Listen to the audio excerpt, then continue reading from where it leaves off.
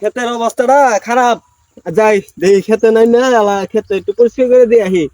সারা ঘর নিয়ে আর পারলাম না।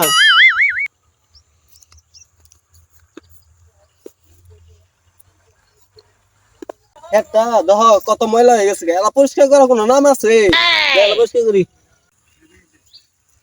Hey bro, how do you want a lot? এই পাগলাটা কই কি রে?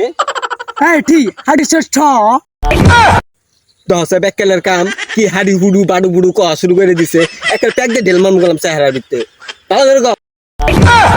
Hey bro, I tell you where is a হারাম করে রে। এখন কি বে গুতা না খাইলে তুমি বাংলা বাইরে না না ঠাই ঠুই করে খেতে কাম আমার লাগা এই ঠাই ঠুই লাগাই দিছে। হ্যাঁ এখন বাংলা কামলে বাইরে হইলো একবারে মনটাই কয় একবারে দে একটা। Hey Rusasa, an English man na tala na mara ego benna.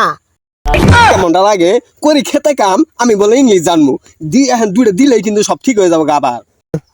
Hey Rusasa, an বুঝলি না বিদেশ থাই গাইছি ভাবি আলাদা। তোমার ভাব লইয়া তুমি গুইলে খাও গা, এখন কি হইছে এটা কও।